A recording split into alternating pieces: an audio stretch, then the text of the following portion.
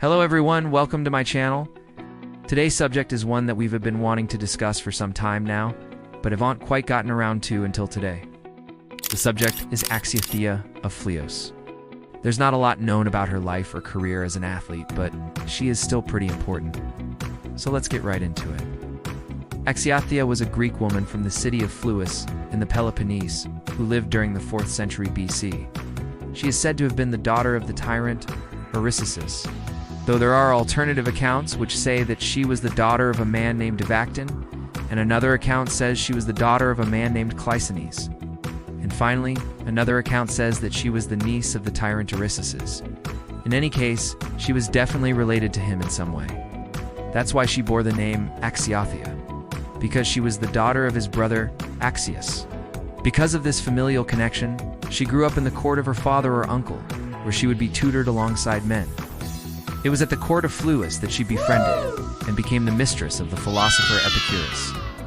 The main reason she's famous, however, is because she was a Pankration athlete. It's Pankration, if you don't know. It was an ancient event which combined wrestling and boxing with some other combat sports thrown in for good measure. As far as women's sports go, it was basically the Olympics. Axiopeia was the first ever Pankration champion, winning at the 96th Olympiad in 364 BC, according to Diodorus Siculus. She trained rigorously for this event, eating a strict diet and exercising every day, lifting weights, throwing the discus and javelin, and practicing all the events of the Olympic program. The only thing she wasn't able to practice was the chariot race, since that was too expensive for her to train. But otherwise, she did everything she could to prepare for these games.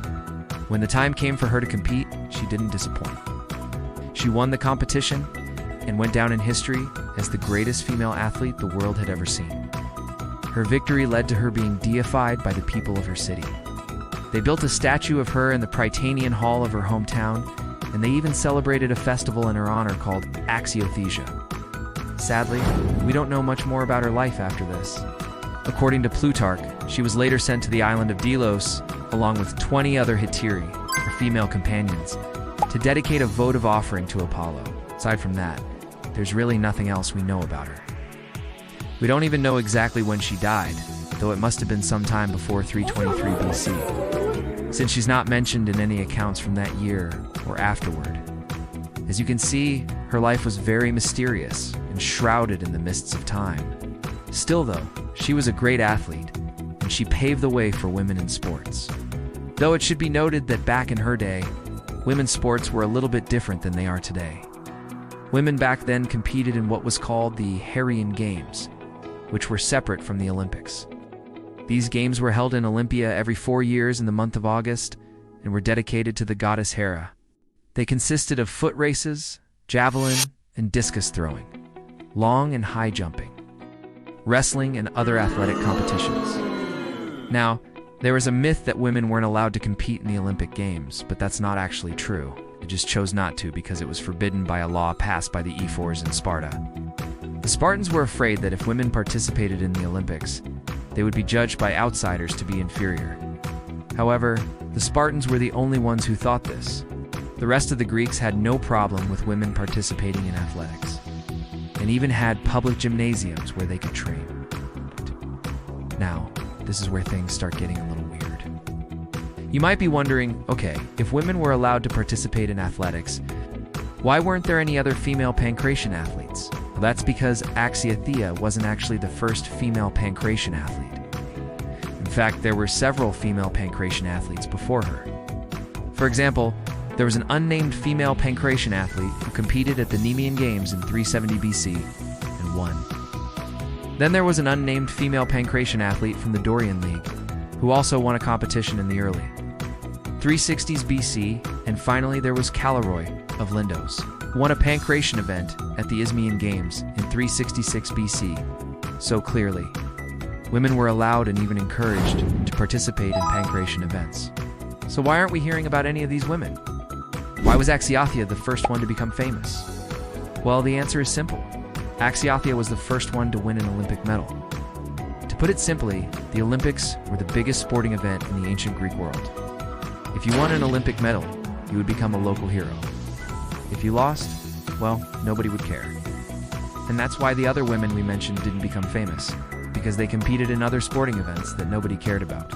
There is also a theory out there that the main reason Axiopeia was allowed to compete was because of her relationship with the philosopher Epicurus.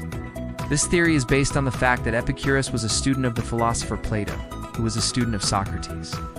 And Plato's brother Glaucon was a judge at the Olympics in 364 BC now. This may seem like a stretch, but there's some merit to it. For one thing, Axiopeia was from Phlius, while the vast majority of Pankration athletes were from either Sparta or nearby Elis.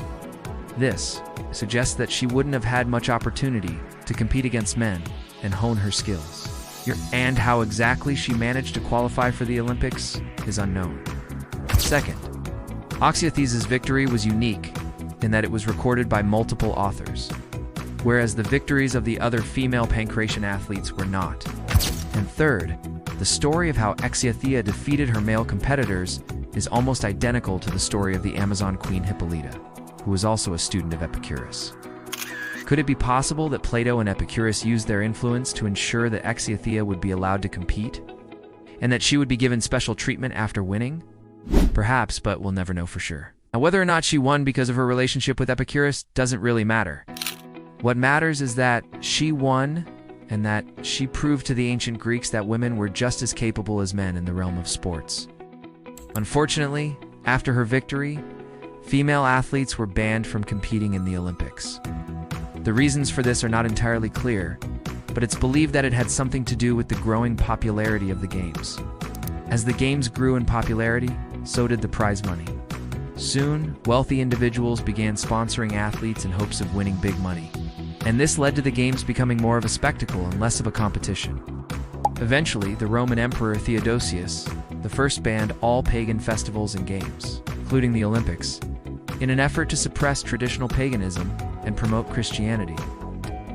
So Axiopea's victory was truly a remarkable feat, especially considering the fact that she paved the way for future generations of female athletes. While she may be a relatively obscure figure in history, her legacy lives on in the hearts and minds of all those who have ever competed in sports. Thank you all for watching.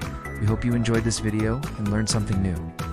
If you liked it, please hit the thumbs up button below and leave us a comment. If you want to learn more about ancient Greece, check out our podcast. Thanks again, and see you next time.